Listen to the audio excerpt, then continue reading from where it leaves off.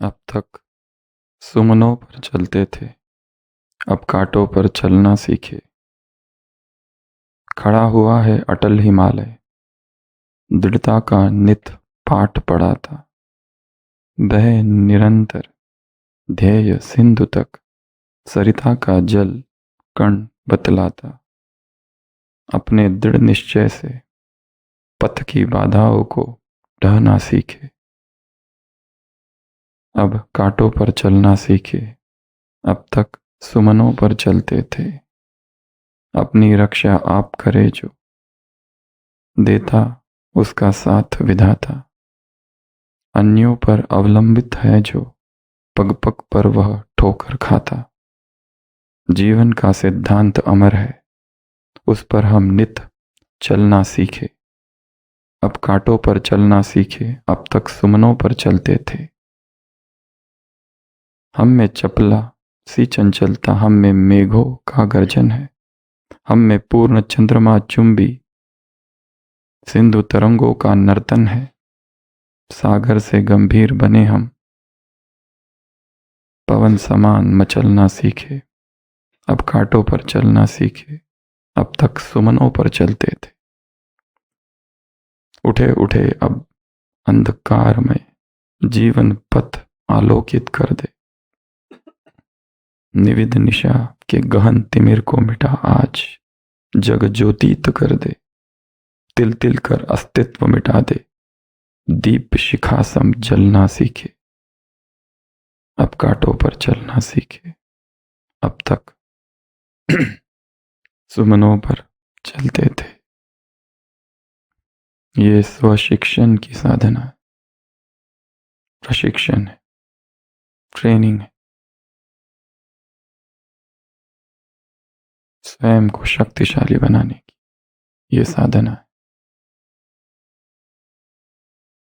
जिसने स्वयं को जीत लिया, उससे अधिक शक्तिशाली इस संसार में कोई भी नहीं।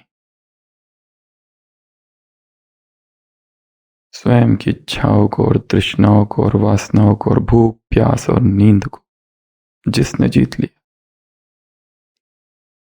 उससे अधिक पावरफुल इस संसार में कोई हो ही नहीं सकता। जो निडर है वो बेहद में।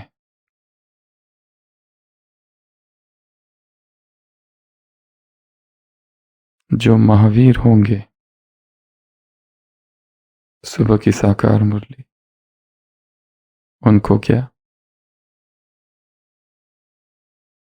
कोई बात की परवाह नहीं करेंगे, निडर रहेंगे, डरेंगे नहीं।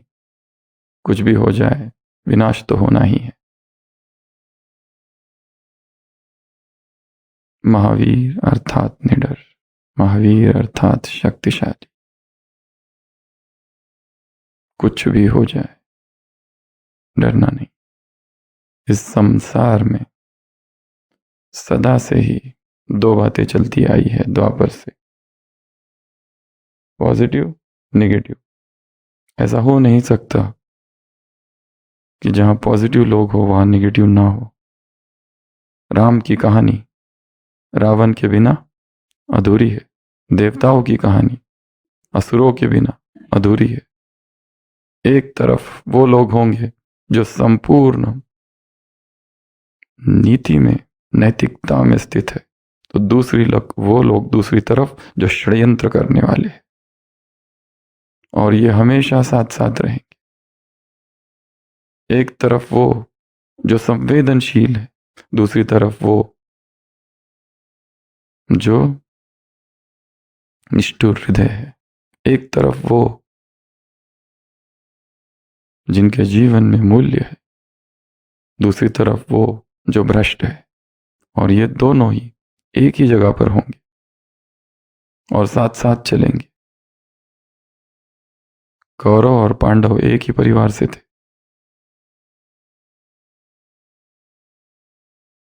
संपूर्ण निगेटिविटी के साथ भी कुछ लोग ऐसे ही थे जो संपूर्ण पॉजिटिव थे, और यही खेल है।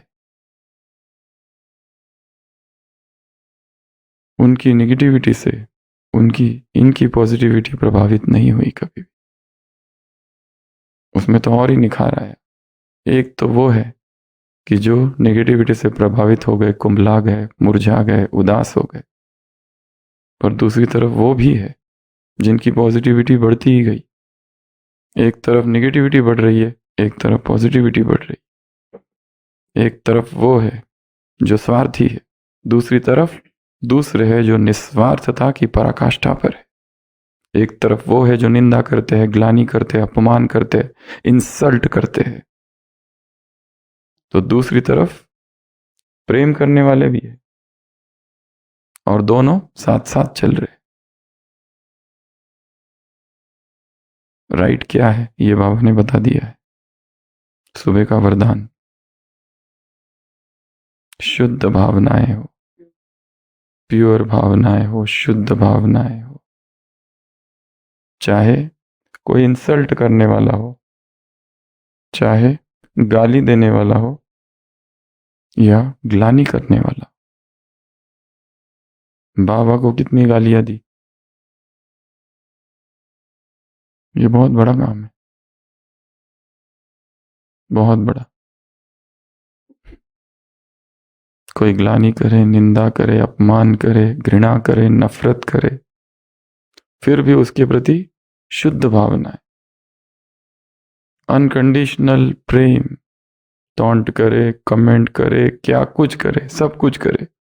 ब्रह्मा ब्रह्मा के लिए ये सब कुछ हुआ, परंतु स्थिति कैसी रही? उनके प्रति कभी भी घृणा का भाव नहीं, नफरत का भाव नहीं। और जो घृणा करने वाले और नफरत करने वाले खुद भी अंदर से जानते हैं,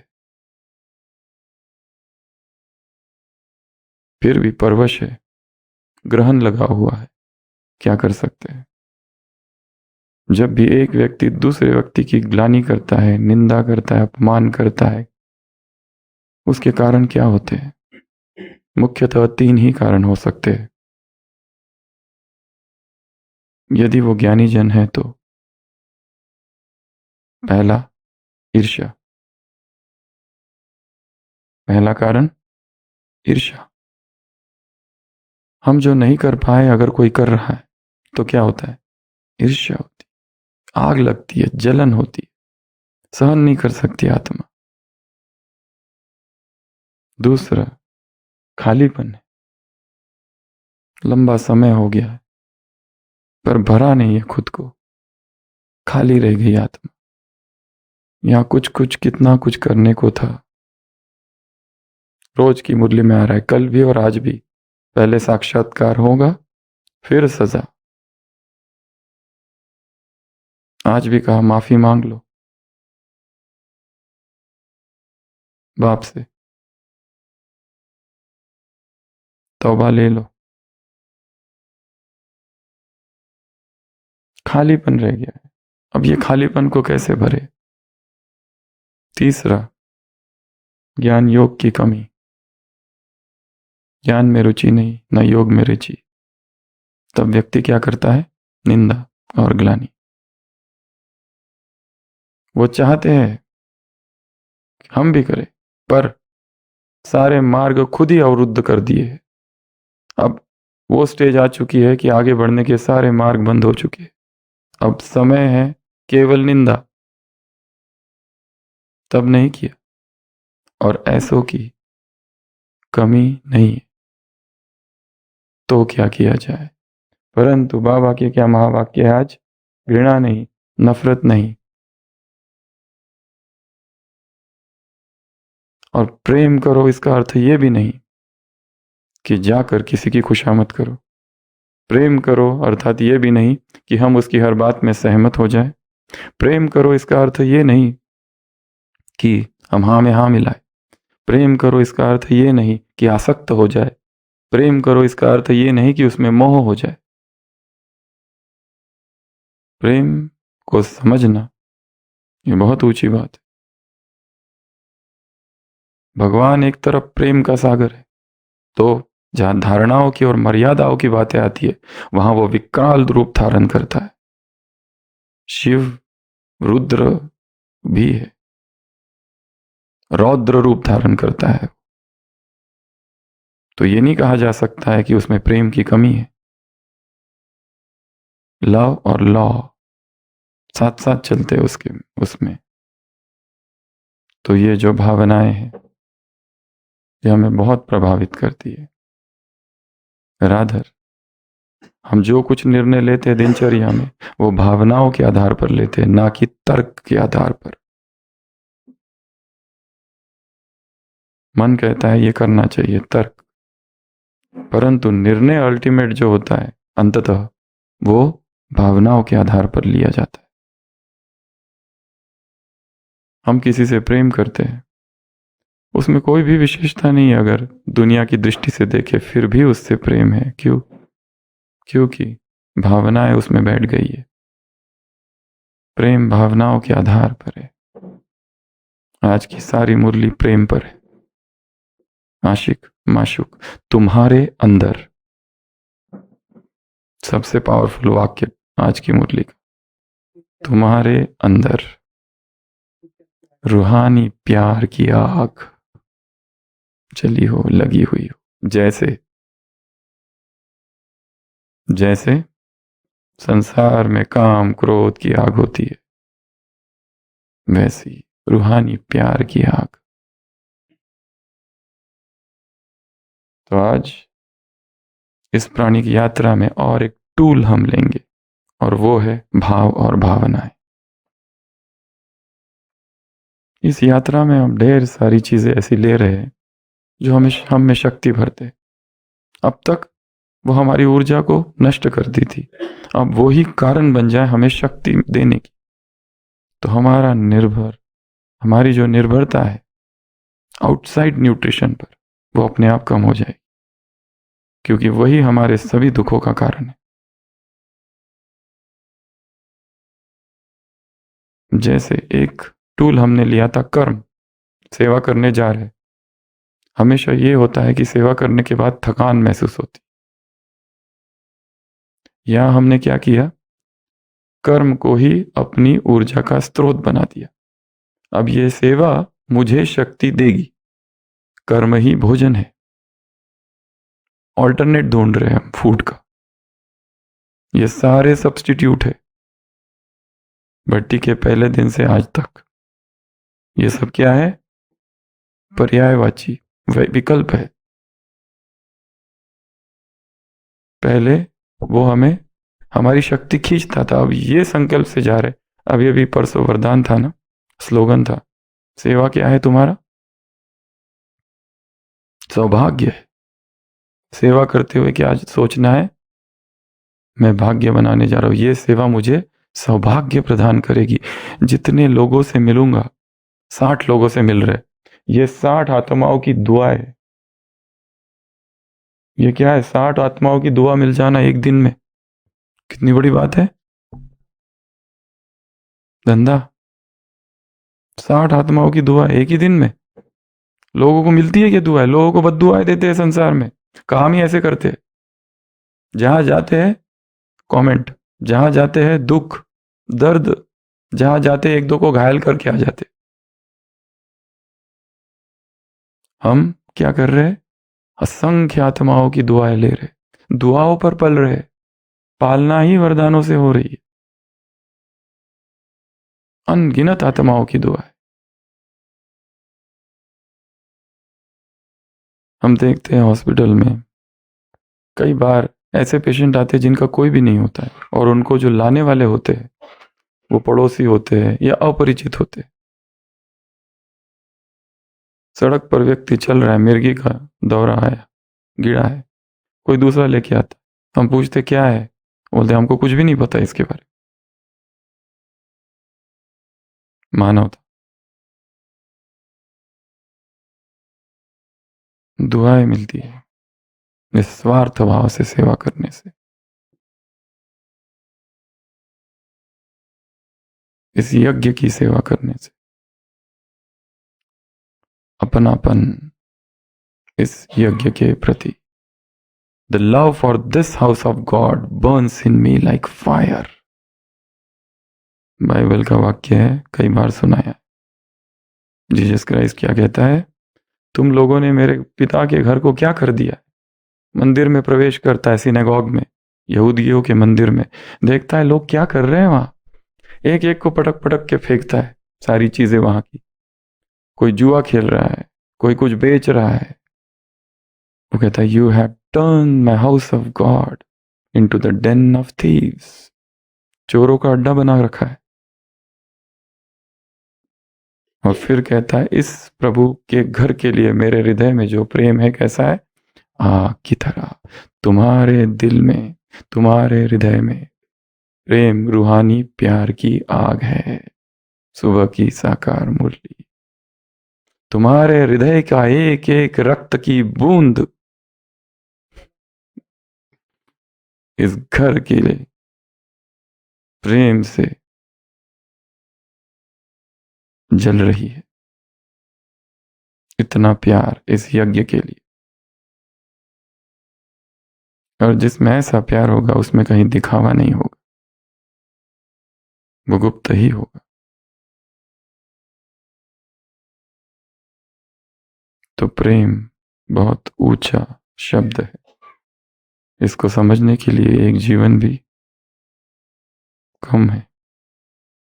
प्रेम वैसे ही है जैसे कि पानी में तैरना। जब तक हम प्रेम करते नहीं है, प्रेम क्या है यह समझ में नहीं आ सकता। कोई कहता है कि मुझे तैरना सीखना है, परंतु मैं तैरना तभी सीखूंगा, पानी में तभी उतरूंगा जब मुझे तैरना आता हो। उसका तर्क सटीक है, अर्थपूर्ण है, बात एकदम सही कही है। अगर हमें तैरना ही नहीं आता तो पानी में कैसे उतरे? डूब नहीं जाएंगे? पहले पूरा सीख लेंगे, तैरने पर जितनी किताबें हैं वो सारी पढ़ लेंगे, उस पर पीएचडी कर लेंगे, पूरी मास्टरी हो जाएगी, उसके बाद ही ये जोखिम ले सकते हैं। अन्यथा कितना बड़ा खतरा है उसमें। बिना सीखे तैरना, ये तो गलत भी हो गया ना, जान भी जा सकती है। हाँ, पर जो भी है, तर्क तो एकदम सटीक है। परंतु तैरना तैरने से ही सीखा जा सकता है। उसी तरह प्रेम प्रेम करने से ही सीखा जा सकता है। प्रेम पर कितनी भी चर्चा है, प्रेम पर कितनी भी मुरलियां पढ़ लो, तुम्हारे हृदय में प्रेम की आग होनी चाहिए। पढ़ तो लिया, आगे क्या? ये आग क्या होती है? उसका अनुभव कुछ है ही नहीं। तो फिर कैसे? जैसे तैरना तैर कर सीखा जाता है, वैसे प्रेम भी प्रेम कर कर ही सीखा जाता है। आज की मुरली में पूरा पूरा 2-3 बार आया है। पूरा पूरा लाओ, पूरे पूरे योगी, पूरा पूरा, तीसरा पुरुषार्थ। तुम्हें पूरा पूरा योगी बनना है, पूरा पूरा लाभ होना चाहिए, पूरा पूरा पुरुषार्थ कोशिश करनी है। तो 3 बातें हैं। हमारी जो भावनाएं है, फीलिंग्स, भावनाएं, इसका मुख्य एक जो कारण है निर्माण होने का, वो है हमारा आहार। इस आधार पर फीलिंग्स निर्माण होती है। और दूसरा, जैसा आहार होगा वैसा ही मन होगा। तो ये जुड़ा हुआ है।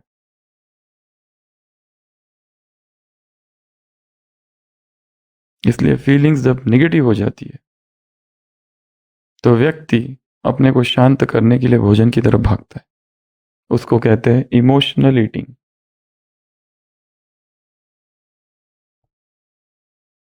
तृप्त करता है खुद को। या फिर जब इंटेंस इमोशंस निर्माण होते हैं तब भूख कम हो जाती है, खत्म हो जाती है। ये जो रिलेशनशिप है हंगर, एपिटाइट और ईटिंग का, बड़ा कॉम्प्लेक्स है, बहुत डेलिकेट और बहुत कॉम्प्लेक्स। पर इसे समझना बहुत बहुत जरूरी है, क्योंकि हमारे दो व्यक्तित्व है। कौन से? हम दो है। हम दो है। ये तो सबको पता है, एक बाहर वाला एक अंदर वाला, एक कॉन्शियस एक सब conscious, subjective objective, male female. एक दिखाते हैं और जो अंदर है वो। और बताओ हम दो कौन है? एक थूल एक सूक्ष्म, एक बाहर एक अंदर, एक आउटसाइड एक इनसाइड, एक जो वास्तव में है और एक हम जो दिखाते हैं वो।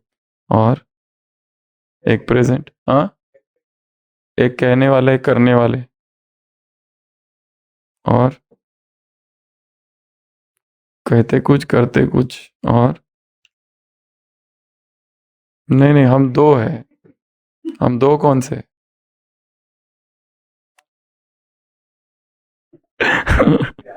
हम दो है। एक वो है वो, और दूसरे जो नहीं है वो। हम दो हैं, कौन से? एक फिजिकल और एक फिजिकल से परे। एक आत्मा और एक शरीर। एक श्रीपद पर चलने वाले, तर्क पर चलने वाले, एक भावना वाले, एक दिमाग वाले, एक दिल वाले। हम दो हैं।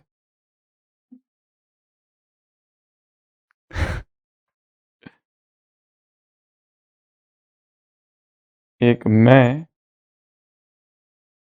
विद फूड और एक मैं विदाउट फूड। ये दो है। एक मैं विद फूड और एक मैं विदाउट फूड। जब मैं विदाउट फूड रहता हूं तो मेरी भावनाएं दूसरी है, मेरी फीलिंग्स दूसरी है। टोटल डिटैचमेंट की अवस्था रहती है, स्वतः सहज। जिन्होंने अनुभव किया होगा, न खाया न पिया, एक दिन निर्जला, उस दिन की जो अवस्था है, उस दिन मैं आत्मा के नजदीक हूं। ये मेरा वास्तविक स्वरूप है। जैसे ही कुछ भी डाला, इवन पानी भी, तो जो मैं हूं वो अलग है। और फिर 3 बार खाया, वो तो बात ही मत पूछो। वो तो मैं कुछ और ही हूं एकदम। उसका मेरे होने से कोई संबंध ही नहीं है। विद फूड एक मैं हूं और विदाउट फूड मैं हूं। अब आपको डिसाइड करना है। हम धारणाओं की बात नहीं कर रहे हैं, हम दो व्यक्तित्व की बात कर रहे हैं। ये दो व्यक्तित्व है। ये आपको अनुभव करना है, तो ही पता चलेगा कि मैं वास्तव में हूं कौन। क्योंकि भोजन ने तुमको ढक रखा है। फीलिंग्स इमोशंस भोजन ढक देता है। इसलिए ये दो है। जब कुछ भी ग्रहण किया जा रहा है, उस समय का जो मैं हूं वो कुछ और ही है। उसकी फीलिंग्स, उसकी भावनाएं, उसके इमोशंस कुछ और है। और जब उसने ढका नहीं है, जिस दिन इवन 6 घंटा भी, तो भावनाएं फीलिंग दूसरे। इतना जबरदस्त ये कनेक्शन है, इतना डीप ये कनेक्शन है, और इससे गहरा और कोई कनेक्शन नहीं है। और अगर इसको स्वयं को समझना है कि मैं वास्तव में हूं क्या, ये जो यात्रा है पूरी भट्टी की, मैं कौन हूं की यात्रा है। इस भट्टी का एक ही लक्ष्य है कि मैं कौन हूं। ये समझ में तभी आएगा जब आवरण को हटाओगे। आवरण ने तुम्हारे वास्तविक स्वरूप को ढका है। हमारे वास्तविक स्वरूप को ढका है। ऐसा ढका है कि हमें खुद ही नहीं पता मैं हूं कौन। हाँ, खाली रटते चले जा रहे हैं मैं आत्मा हूं और मास्टर सर्वशक्तिवान आत्मा हूं, और लिखते जा रहे हैं डायरी में, और कमेंट्री करा रहे कर रहे। परंतु अनुभूति शून्य है। अनुभूति तभी होगी जब ये आवरण हटेगा। इसलिए जितनी भी चर्चा है, जितनी भी भट्टियां, जितनी भी क्लासेस और जितनी भी रिट्रीट्स, जिसमें इस एक आयाम की चर्चा नहीं है, वो अपूर्ण है। संडे की मुरली 93 की है। बाबा पूछ रहे, इस साल अव्यक्त तो बन जाएंगे, इस साल ये हो जाएगा, इस साल का ये होमवर्क है। कोई हुआ क्या? उस साल 94 आ गया, क्योंकि सब पर काम किया गया। ये एक ही आयाम है जो छूटा हुआ है। ये मिसिंग लिंक है। और जो कुछ बाबा ने बताया वो इतना सूक्ष्म बताया और इतना गुप्त रीति से बताया है कि पकड़ना रह गया। ऊपर से लेकर नीचे तक मिस हो गया है।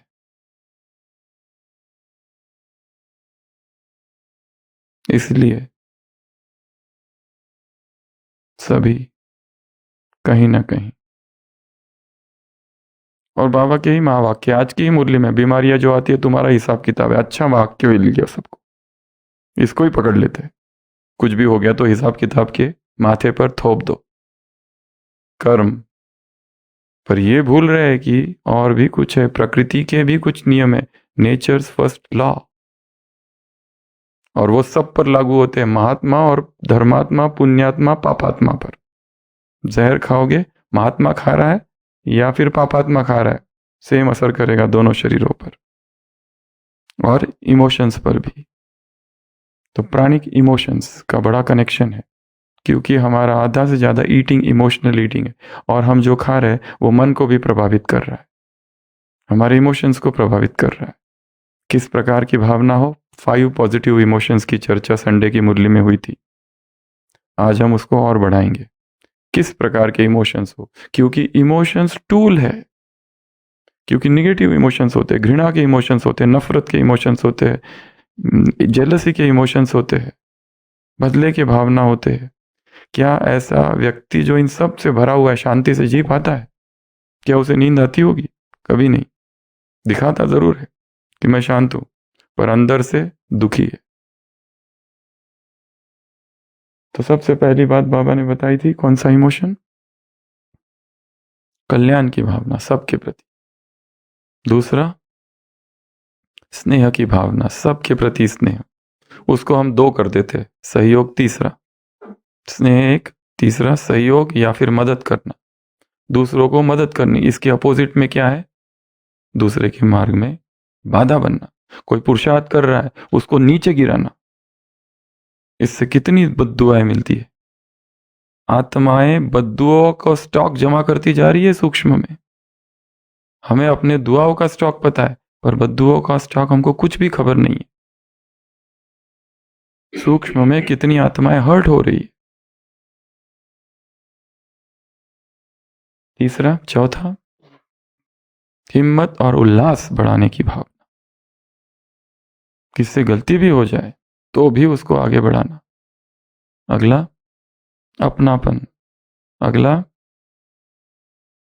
आत्मिक।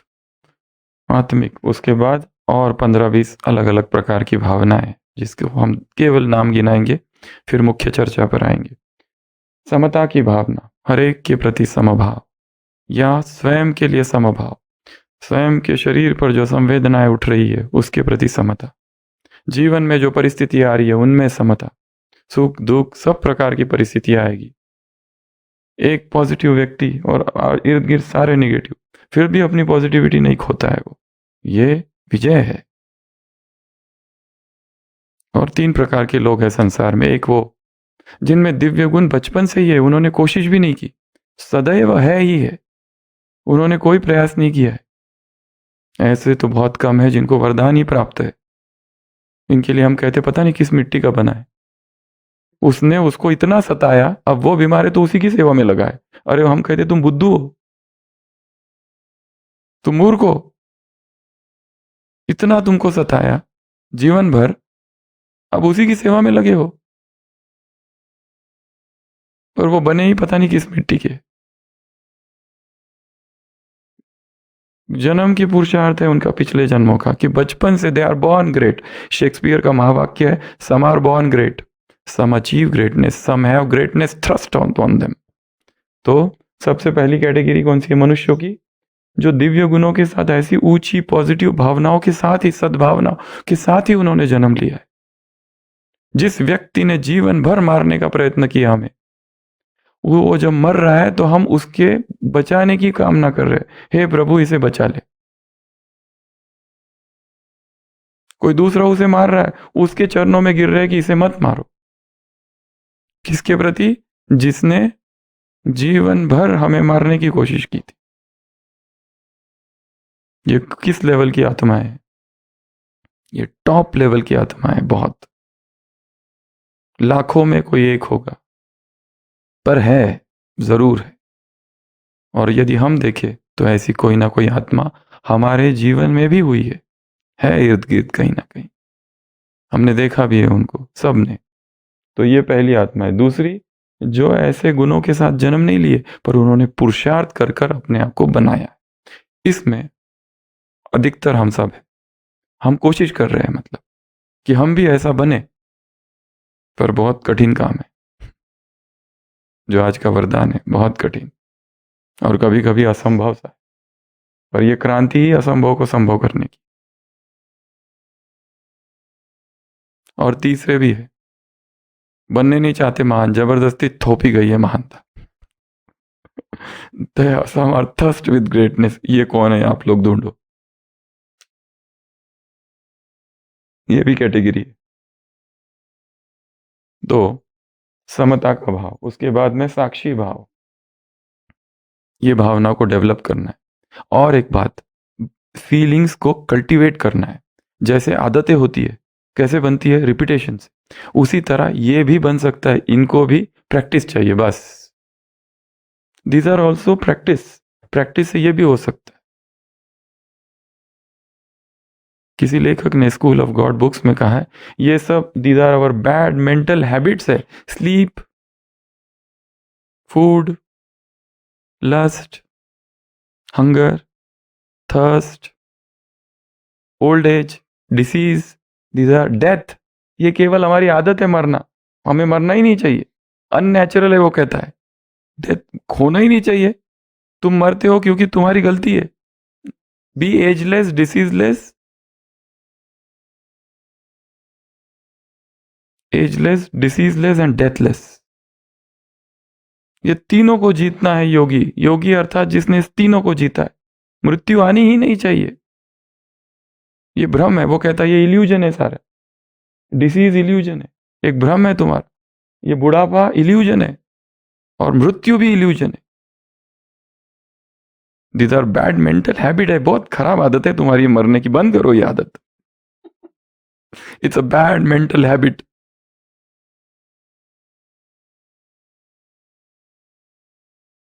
एक किसी और भाषा की मूवी हमने तो नहीं देखी, पर उसमें ऐसा दिखाया है, कोई दूसरे ग्रह से एक स्त्री आती है और उसका जो शरीर है चार्जिंग से चलता है। बस उसको चार्जिंग चाहिए रहती है और कुछ नहीं चाहिए उसको। वो आश्चर्य हो होती है देख के लोगों को, ये रेस्टोरेंट और ये सब देखिए क्या कर रहे हैं लोग, ये क्यों खा रहे हैं? क्योंकि वो जिस ग्रह से आई है वहां कोई रेस्टोरेंट नहीं है, वहां कोई भोजन नाम की वस्तु नहीं है। उसको केवल चार्जिंग लगती है बस। तो ये भट्टी भी हमारी किसकी है? डाइजेशन के शरीर से एब्जॉर्प्शन का शरीर बनाना है, एब्जॉर्प्शन के शरीर से चार्जिंग का शरीर बनाना है। ये यात्रा है धीरे धीरे। इसके लिए धीरे धीरे सभी लिक्विडेरियंस पर आते जाएंगे, क्योंकि लिक्विड से हमें ऊर्जा बहुत बचेगी। सॉलिड हमारी ऊर्जा को खींच लेता है, उसमें वो भोजन हमें एनर्जी नहीं दे रहा है, एनर्जी खींच रहा है। उसके बाद में अगली भावना है क्षमा की भावना, रहम की भावना। एक है क्षमा, एक है रहम। क्षमा कर देना किसी को, रहम की भावना। उसके बाद में अगला है सहानुभूति की भावना, अगला है समानुभूति की भावना, एम्पति, सहानुभूति, सिंपति। दूसरा दर्द में है तो हमें लगे मैं दर्द में हूं। श्री रामकृष्ण परमहंस, उनके जीवन के अंतिम 8 मास, जीवन के अंतिम 8 मास डॉक्टर सरकार उनको देख रहे थे। और डॉक्टर सरकार ने एक दिन कहा कि रामकृष्ण का जो कैंसर है वो बढ़ता जा रहा है और उनको समस्या हो रही है, उनको कहीं और शिफ्ट करो दक्षिणेश्वर से। अंतिम 8 मास काशीपुर में शिफ्ट होते हैं, कोलकाता नॉर्थ। और वहां पर एक बहुत भव्य गार्डन लिया जाता है और वहीं पर सारे लोग आ जाते हैं। माँ शारदा और उनकी जो एक कजिन होती है माँ लक्ष्मी, वो उनके भोजन की प्रबंध करती है। 12 जो सन्यासी थे वो आना जाना करते और बाकी जो गृहस्थ शिष्य थे वो आते जाते रहते हैं उनकी देखभाल करने के लिए, क्योंकि शरीर जर्जर हो रहा है, खून की उल्टियां हो रही है बीच बीच में। खून निकल रहा है कफ कफ में, एकदम शरीर दुर्बल हो रहा है। ऐसे समय में शास्त्रधर पंडित होते हैं, वो कहते हैं, हमने सुना है अगर योगी अपने मन को जहां रोग है वहां फोकस कर दे, केंद्रित कर दे, तो वो रोग से मुक्त हो सकता है। आप क्यों नहीं ऐसा करते? आप तो इतने बड़े योगी हो। वो कहता है, मूर्ख, मैं अपना ध्यान उस माँ के चरणों से हटा के अपने गले में लगाओ? ये शरीर इतना शूद्र, bag of bones, bag of stool, इस पे मैं अपने शरीर को लगाऊं? ये नहीं हो सकता। पर नरेंद्र नाथ और बाकी जो शिष्य होते हो कहते हैं, नहीं, आपको करना पड़ेगा, हमारे लिए करना पड़ेगा। माँ के पास जाओ, काली माँ के पास, और प्रार्थना करो कि हे माँ, इस दर्द को कम कर दे। ठाकुर कहते हैं, क्या तुमको लगता है मुझे पीड़ा कम हो रही है? मैं तो खा भी नहीं सकता हूं, एक निवाला नहीं जाता है हलक से, इतनी पीड़ा होती है, थ्रोट कैंसर है, मुझे दर्द तो होता है, खा नहीं पा रहा हूं ना, लिक्विड पर है, क्या करे, कुछ नहीं पी पाता है, पीते समय भी दर्द होता है। वो कहते नहीं, आपको करना ही पड़ेगा। सारे 12 शिष्य होते हैं, वो कहते करना ही पड़ेगा। वो कहते आप कहते हो तो करता हूं। वो जाते हैं माँ के पास, प्रार्थना करते हैं, हे माँ, मेरे गले का जो दर्द है कम कर। तो माँ क्या कहती? माँ क्या कहती है? तुमको शर्म नहीं आती? ये जो इतने मुंह है, तुम क्या इनके द्वारा नहीं खा रहे हो? ठाकुर आके कहते हैं, माँ ने मुझे ऐसे कहा कि ये तुम सब जो है, क्या मैं उनके द्वारा नहीं खा रहा हूं? आगे मुझे कुछ उससे मांगने की हिम्मत ही नहीं हुई, इसलिए मैं वापस आ गया। Are you not eating through these multiple mouths? भावनाएं बहुत ऊंचे, जैसी हमारी भावनाएं होगी वैसे हम होंगे। अपनी भावनाओं को बदलना है, सब कुछ बदलता है अपने आप। और भावनाओं को बदलने के लिए क्या करना है? भोजन को बदलो। So it is food, emotions and food, ये कनेक्शन है। फूड से इमोशंस जनरेट होते हैं, और जैसे इमोशंस होंगे फिर हम वैसा ही खाते हैं। फूड, इमोशंस भोजन को अफेक्ट करते हैं। अगर निगेटिव इमोशंस है तो उस दिन ज्यादा खाएंगे, उसको कहते हैं इमोशनल ईटिंग। भूख की वजह से नहीं खा रहे, इंटरव्यू में फेल हो गए इसलिए खा रहे, किसी ने अभी अभी हमको डाटा, कमेंट किया, नुकसान, हमारा नुकसान किया, हानि हो गई, दिवाला निकल गया, समझ नहीं आ रहा है क्या करूं, बोर्डम है, इसलिए खाते। या तो कम, या तो ज्यादा, या तो नहीं खाएंगे, कुछ ना कुछ भोजन पर निकालेंगे जरूर। ये तीनों का कनेक्शन है, eating food, eating food. Tension है, स्ट्रेस है, फूड, सारा गुस्सा भोजन पर। या दूसरों को नहीं दिखाएंगे पर खाएंगे, क्योंकि भोजन एक कंफर्ट है। तो भावनाएं, और कौन कौन सी भावनाएं होती है? कृतज्ञता का भाव, वात्सल्य का भाव, मातृत्व का भाव। एक माँ होती है, मातृत्व का भाव होता है, सब मेरे बच्चे सब खाए, खुद खाती है पर उसका पेट भर जाता है। हारे थके मुसाफिर के चरणों को धोकर पी लेने से मैंने अक्सर यह देखा है, मेरी थकन उतर जाती है। हम लोग जब 7th में थे, बचपन में, तब ये कविता थी, अब तक याद है। हारे थके मुसाफिर के चरणों को धोकर पी लेने से मैंने अक्सर यह देखा है, मेरी थकन उतर जाती है। कोई ठोकर लगी अचानक, जब जब चला सावधानी से, पर बेहोशी में मंजिल तक पहुंचा हूं जहां आसानी से। प्यासे अधरों को अपनी मुरली पर धर देने से मैंने अक्सर यह देखा है, मेरी प्यास मिट जाती है। दूसरों की सेवा करते करते क्या हो जाता है? खुद की थकान खत्म, सब भूल जाता है। अहोभाव से, उस भाव से, अगर उस प्रेम से हम सेवा करते हैं तो याद रहता है क्या कुछ? कुमार सेंटरों पे कितनी सेवा करते, भान रहता है भोजन का? सब भूल जाते। बड़ा प्रोग्राम होता है तो दिन रात लगे रहते, बहनें भाई सब लोग सब कुछ भूल जाते। क्यों? बीमारी भी ठीक हो जाती है। बुखार था, बुखार बुखार, अगर कोई बुखार कोई पकड़ ले तो बैठा रहेगा। तो भावना है। रोनाल्डो, पता है ना, फुटबॉल प्लेयर, खेल रहा है, पैर में चोट लग गई, वीडियो में दिख रहा है, पूरी दुनिया देख रही है, खून बह रहा है, उसे खबर ही नहीं, वो खेले जा रहा है, खेले जा रहा है। कैसा खेल रहा है, क्या जोश है, पता नहीं क्या पागलपन है, जुनून है, जुनून, इट्स अ पैशन। ऐसा उल्टा होता है और फुटबॉल को मारता है। लोगों ने ऐसी ट्रिक्स, ऐसी स्किल्स कभी देखी ही नहीं जीवन में। ऐसा फुटबॉल प्लेयर, खून बह रहा है। सारी दुनिया देख रही है, उसके पैर से रक्त बह रहा है, भागे जा रहा है, भागे जा रहा है, भागे जा रहा है, उल्टा फ्लिप हो रहा है, फ्लिप एंड गोल, और फिर विन हो गया। और फिर देखता है, अरे खून बह रहा है, बुलाओ बुलाओ इसको बुलाओ। तब पता चला, पहले क्यों नहीं पता चला? क्यों? क्योंकि मन कहीं और था। हाँ, सेवा पूरी होगी फिर कमर दर्द का याद आता है, नहीं तो नहीं याद आता। पेन जो होता है ना, हम कहते हैं इतना पेन इतना पेन, वो पेन एक्चुअली माइंड है वहां पर। माइंड को वहां से हटा दो, फिर कुछ नहीं होगा। काशीपुर के महाराज थे, काशीपुर के बनारस के महाराज, जब एनेस्थीसिया अभी अभी आया हुआ था, उनको अपेंडिक्स हो गया। विदेश के डॉक्टर आए भारत में, ये बहुत पहले की बात है। उन्होंने कहा कि आपको एनेस्थीसिया देना पड़ेगा, ये ऑपरेशन करना जरूरी है। उन्होंने कहा था, महाराजा ऑफ बनारस, कि मैं एनेस्थीसिया नहीं लूंगा, आप ऑपरेशन करते रहना, अपेंडिक्स का ऑपरेशन फाड़ते रहना, मैं एनेस्थीसिया नहीं देना। बोले ये इम्पॉसिबल है, मर जाओगे आप।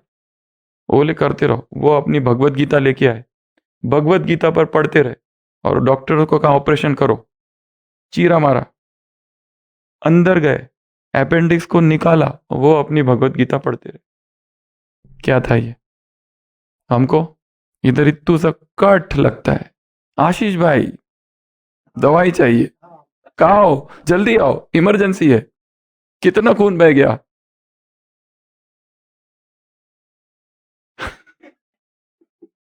अब तो सीधा 15 था 10 हो गया होगा, इतना बह गया, ऐसे ही बोलते लोग।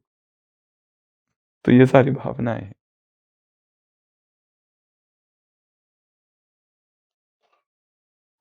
जुनून तैयार करना है, अपनी भावनाओं को सशक्त करना है, दृढ़ करना है, पावरफुल करना है। जैसी भावनाएं होगी बस वैसे हम हैं। चाहे कोई कितना भी निगेटिव रहने दे, हमें वो अपनी निगेटिविटी छोड़ता है क्या? कितना अथक है, थकता ही नहीं कभी। 15 साल, 20 साल, 50 साल हो गए, अड़ी गए अपनी निगेटिविटी में। हम 1 साल में थक गए। क्यों? तो 2-3 बातें और देखेंगे इमोशनल ईटिंग के बारे में। हमारी ये सारी अलग अलग प्रकार, और भी ढेर सारी भावनाएं हैं, आप निकाल सकते भावनाओं की लिस्ट। जैसे कि कृतज्ञता का भाव, सहयोग की भावना, सीखने की भावना, जिज्ञासा की भावना, देने की भावना, दातापन की भावना, सिखाने की भावना। एक लोग होते हैं जो दूसरों को बिल्कुल नहीं सिखाते। ये जो ब्रिदेरियन कॉन्सेप्ट है ना, प्राणिक लिविंग, लोग बन तो गए पर दूसरों को सिखाते नहीं, डरते हमारे जैसे ये भी बन जाएंगे, हमसे आगे निकल गए तो। कई लोग लेवल 4 पर है, पर एकदम इनकॉग्निटो है, कभी नहीं सिखाते और दूसरों को बताते भी नहीं। ये हमने कैसे पाया? और अगर बताते हैं, ये जो यहाँ पर, यहाँ जो हम यात्रा कर रहे हैं ना असंभव की, इसके कोर्सेस है और फीस इतनी ज्यादा है, 2-2 लाख रुपए में चलता होता है ये प्राणिक इनिशिएशन। इतनी ज्यादा फीस है, कहीं कहीं 21 डेज की इनिशिएशन है, किसी का 8 डेज है। आखिर कितने लोग हैं, वाइले ब्रूक्स, उसका तो इतना ज्यादा कॉस्ट है। ये जो कुछ हम यहाँ डिस्कस कर रहे हैं उसकी, यहाँ फ्री में चल रहा है धंधा। नहीं तो ये जो चल रहा है ना, ये प्राणिक इनिशिएशन की कॉस्ट अगर आप देखो, विश्व भर में हो रहा है, पर एक एक सेशन की 9 दिन के कॉस्ट कितने डॉलर्स में है। ये जो कुछ यहाँ सिखाया जा रहा है ब्रिदेरियन, आप इंटरनेट पे जाओ, वाइले ब्रुक्स का वेबसाइट देखो, आखी का 9 डेज का, 21 डेज का, 18 डेज का, 6 डेज का, हर अलग अलग अलग लोगों की अलग अलग देखी वो वहाँ बुलाते हैं। कुछ ऑनलाइन कोर्सेज होते हैं, उनके रिट्रीट सेंटर है प्राणिक लिविंग की। अ, हर हर साल कॉन्फ्रेंस होती है, फेस्टिवल होता है जहाँ लोग आते हैं, पर कॉस्ट बहुत ज़्यादा है, टू हाई। इसलिए महत्व कम होता है जब फ्री में दी जाती। हम्म। अगर इसकी कॉस्ट लगा देना तो फिर तो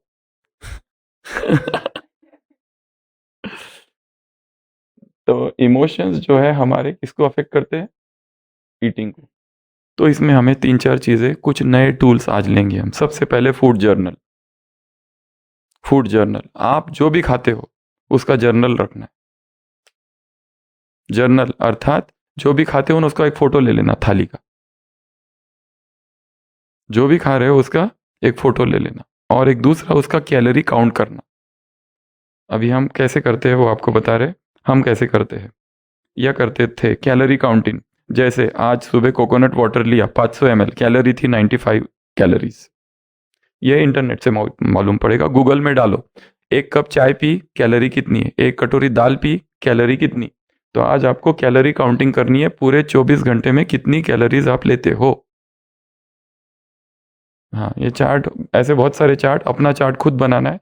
सबसे बेस्ट तरीका है, अपना एक व्हाट्सएप ग्रुप बनाओ, उसमें अपने दोस्त को ऐड करो और उसको हटा दो। तो उस ग्रुप में आप अकेले रह जाओगे।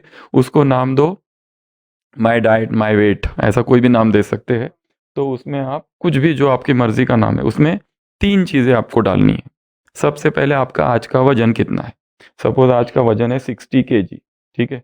ये वजन एक्चुअली कल का रिफ्लेक्ट कर रहा है, आज का नहीं कर रहा है। कल आपने जो कुछ खाया। दूसरा, उसमें डालेंगे कैलोरीज। अब कैलोरीज, सुबह आपने लिया नारियल पानी, जैसे हम अपना बता रहे, नारियल पानी लिया 500 ml, तो उसका है 95 कैलोरी। फिर बनाना स्मूदी ली 400 कैलोरीज। फिर रात भर का पूरा हो गया 1200 कैलोरीज। तो आपको हर दिन की कैलोरीज काउंट करनी है, टोटल कैलोरीज कितनी हो रही है। वो कितनी चाहिए वो नहीं देखेंगे हम, आप अभी जो भी खा रहे हो, दाल रोटी सब्जी कुछ भी, खाली कैलोरी काउंट करनी है। फिर हम देखेंगे धीरे धीरे कैलोरीज को हम जब चेंज करेंगे, तो ये भी अनुभव होगा कि कैलोरी जिस दिन कम है उस दिन वजन कम हो गया, तो उसके अगले दिन कैलोरीज बढ़ा दो थोड़ा। फिर पर हमको वजन स्टेबल रखना है अपना, जितना है उतना। चाहे किसी का ओवरवेट ही क्यों नहीं है, 100 kg किसी का हो, कम नहीं करना है, उतना ही रखो। धीरे धीरे करेंगे, यात्रा धीरे धीरे होनी चाहिए, फट से नहीं करना है कुछ भी। तो कैलोरी काउंट करना है। जैसे अभी नाश्ता करने जाओगे, सपोज आज पोहा है, तो जितना भी खाओगे उस इंटरनेट पे टाइप करो 1 कटोरी पोहा, तो कितना आता है कैलोरीज, अपनी कैलोरीज काउंट करना है। ऐसे पूरे 24 घंटे की रात तक की कैलोरीज कितनी हुई। सपोज आपकी हो रही है 1500 या 2000 कैलोरीज हो गई, तो 2000 कैलोरीज लास्ट फिगर। वजन, वो तो सुबह हमने लिख लिया था वजन। और फिर क्या क्या खाया उसका एक फोटो। जो भी खा रहे हैं ना, नारियल पानी फोटो लेके उसमें ये कर दो, व्हाट्सएप कर दो अपने आप को, उसमें क्लिक कर दो ये खाया। इसमें हमें अपना फूड के साथ का जो रिलेशन है वो समझ में आएगा। और फिर और एक चीज़ ऐड कर सकती है, इस समय मेरे इमोशंस क्या चल रहे हैं, क्या रियल हंगर है या स्ट्रेस हंगर, स्ट्रेस की वजह से खा रहा हूँ। रियल हंगर तो बहुत ही कम है, टाइम की वजह से खा रहा हूँ। टाइम हो गया 8 बज गए, मुरली खत्म, चलो नाश्ते, उसकी वजह से खा रहा हूँ। रियल हंगर नहीं। इमोशंस लिखो, इस समय इमोशंस कैसे चल रहे। बाबा की याद है, नहीं है। क्यों खा रहा हूँ, क्योंकि टेस्टी है। क्यों खा रहा हूँ, क्योंकि कल ही किसी ने बताया था आज ये बनने वाला और ये मेरा फेवरेट है, इसलिए खा रहा हूँ। वो भी लिख दो इमोशन। तो ये है, इसको कहते हैं फूड जर्नल या फूड डायरी। तो इमोशनल ईटिंग यदि कम करना है, इमोशनल ईटिंग अर्थात इमोशंस डिस्टर्बेंस हो गए तो जाके खा लिया और इमोशंस ढक गए और राहत मिल गई। जैसे दारू, व्यक्ति को पत्नी मर गई, क्या करता है, दारू पीता है पीता है पीता है, भूल जाता है थोड़ी देर के लिए। वैसे फूड भी क्या है, हमको भुला देता है, हमारे इमोशंस को ढक लेता है। अग भाव, हाँ आज गुरुवार, वो अलग बात है, भावना से खाते वो भी अच्छी बात है एक रीति से। परंतु कितना खा रहे, बिंज ईटिंग कर लेते हम, एक्स्ट्रा खा लेते, ओवर ईटिंग हो जाता है, जो जरूरी नहीं है। ओवर ईटिंग करते, नहीं तो भावना से तो खाना तो बहुत अच्छा है। भावना से खाओगे तो कम खाओगे, भावना से खाओगे तो कम। भावना से कौन खा रहा है। कल हमने 3 बातें देखी, भोग, भोजन बनाना, भोग लगाना और भोजन करना। भावना से, इस पर भगवान की दृष्टि पड़ी है, कितनी ऊंची भावना है, बाबा ने दृष्टि दी है। उसकी दृष्टि तो क्या कुछ कर सकती है, तो ज्यादा खाने की आवश्यकता ही नहीं। दूसरा है एक्सरसाइज, अगर रोज एक्सरसाइज होती रहेगी तो भोजन कम करेंगे, बिंज ईटिंग नहीं होगा, इमोशनल ईटिंग नहीं होगा। तीसरा है जो कल भी बताया था कि प्लेट छोटी कर दो, चम्मच छोटा कर दो और छोटे छोटे बाइट्स दो, और अपने चबाने का आवाज़ खुद को आना चाहिए, और डिस्ट्रैक्शन सब हटा दो। ये बड़ा हम इस पर काम कर रहे हैं कि डिस्ट्रैक्शन सारे हट जाए, मोबाइल कुछ भी नहीं रहना चाहिए, वो उधर ही रख दो, केवल सतत दृष्टि भोजन पर। इसका अभ्यास आज करेंगे सारे दिन भर। जूस भी पी रहे हैं, पानी भी पी रहे हैं, तो बैठ जाओ और आराम से पियो, या अपने कमरे में ले जाओ बॉटल भर के और वहां पियो धीरे धीरे। कि वो पहले दिन देखा ना हमने, पानी का भी देखा क्या क्या करना है उसके साथ। उसके बाद में distractions, play attention to volume, बहुत ज़्यादा लेना नहीं। क्योंकि हम क्या कर लेते हैं, चिप्स की एक अभी, हम क्यों ज़्यादा खाते हैं, क्योंकि ये वेस्ट ना जाए। गृहस्थियों में माताएं क्यों खा लेती है, अरे खा लो ना, ये फेंकना नहीं पड़ेगा। गाय के पेट में जाने दो, वो अच्छा है तुम्हारे पेट में जाने से। गाय दुआ देगी, चिंता मत करो। गाय के पेट में जाने दो, तुम्हारे पेट में जाने से अच्छा, तुम बीमार पड़ोगे, उसको इतना कुछ नहीं होगा, वो पचा लेगी। तो ये सोचो ही मत, और सबसे पहले बनाओ ही कम। पहले ही ज्यादा बना लेते, अब कहते क्या करें, खाना तो पड़ेगा क्योंकि है, फेंक नहीं सकते ना। हाँ। फिर उसके बाद में ये जो यात्रा है ब्रेदारियन की, इसमें अच्छा होगा कि कोई पार्टनर साथ में हो। बहनें बहनों को बनाए, भाई भाई को बनाए, उल्टा मत करना, नहीं तो बहुत गड़बड़ हो जाएगी। वो कहेगी मैंने आज ये बनाया तुम्हारे लिए, अच्छा, फिर तो दोस्ती हो जाएगी। तो बहनें प्राणिक पार्टनर, प्राण निकल जाएंगे। तो प्राणिक पार्ट, तो कोई एक पार्टनर अगर हो ना, तो ये यात्रा बड़ी सहज हो जाती है कि दोनों व्यक्ति बहुत कॉन्शियस है, दोनों साथ साथ कर रहे, तो ये बहुत आसान हो जाएगा। साथ में सन गेजिंग कर रहे, साथ में ये सब भोजन ट्राई कर रहे, रेसिपीज बना रहे, पूरा घर ही प्राणिक फैमिली है। तो ये बहुत बहुत अच्छा है। अच्छा, कभी कभी पर बहुत ज्यादा इच्छा हुई ना, तो ज्यादा दमन नहीं करना है, खा लो। Once in a way, eat unhealthy food in this path, this will keep you on the path, क्योंकि उसमें थोड़ा सफरिंग होगा, पर वो सफरिंग जरूरी है। इच्छा ही हो गई आइसक्रीम खाने की, खा लो, अब ज्यादा दमन नहीं करो, फिर पता चलेगा जो कुछ होगा होगा, पर ज्यादा दबाना नहीं है अपने आप को। ठीक है, और थोड़ी छोटी छोटी विक्ट्री हो जाती नहीं, उसको सेलिब्रेट भी करो, क्योंकि हमारा भोजन के साथ संबंध बहुत गहरा है। तो इतना आसान नहीं है ये यात्रा। जिसने भोजन को जीता, उसने समझ लो विश्व को जीत लिया। अपने भूख को जिसने जीता, one who conquers hunger conquers the whole world. इससे बड़ी कोई जीत ही नहीं है। क्यों इस पर इतना हम स्ट्रेस दे रहे हैं? क्योंकि ये सभी चीजों से लिंक्ड है। इसके लिए हमारे दो व्यक्तित्व है, मैं भोजन के साथ, मैं बिना भोजन के, विथ फूड विदाउट फूड। आपका अगर कोई दिन में अपमान करता है, ठीक है, तो आप जब भोजन ले रहे हो उस दिन की आपकी प्रतिक्रिया दूसरी है, अगर आप उपवास में हैं तो आपकी प्रतिक्रिया दूसरी है। आपको अगर एक्स्ट्रा काम दे दिया गया, आपके पार्टनर को कहा तुम जाओ, छुट्टी हो गई तुम्हारी, तुम जाओ थोड़ा आराम करो, और उसका काम भी हमको दे दिया गया, उसकी सेवा भी हमको, अगर हमने खाना वगैरह खाया हुआ है उस दिन, तो भावनाएं इंचार्ज के प्रति निगेटिव। पर हम अगर उपवास की अवस्था में है तो कुछ नहीं होगा, सेंटरिंग होगा, हम यहां स्थित रहेंगे। इतना गहरा कनेक्शन है, और ये हम अनुभव से बोल रहे हैं। इसमें कोई किताब का हाथ नहीं है, इसमें किसी व्यक्ति का रोल नहीं है, ना मेरा कोई मैनिपुलेटर है जो मेरा रिमोट किसी के हाथ में है और जो कहता है वहां बैठकर ये सुनाना। ये हम नॉन ईटिंग की अवस्था में हमारे रिएक्शंस दूसरी है, नॉन ईटिंग की अवस्था में हमारे हमारे फीलिंग्स इमोशंस दूसरे है। पर एक दिन में नॉन ईटिंग की स्टेज नहीं आएगी, धीरे धीरे पहुंचना है। तो पहले समझना है, पहले कॉन्सेप्ट को समझो। कोई व्यक्ति कहता है मुझे दारू छुड़ानी है, हम उसको कहते हैं पीते रहो पीते रहो, खाली दारू के रोज 5 नुकसान पढ़ो, क्या होता है। दारू पीना चालू रखो, छोड़ना बिल्कुल नहीं, पर उससे नुकसान क्या क्या होता है रोज पढ़ते रहो, एक दिन खुद ही छोड़ देता है।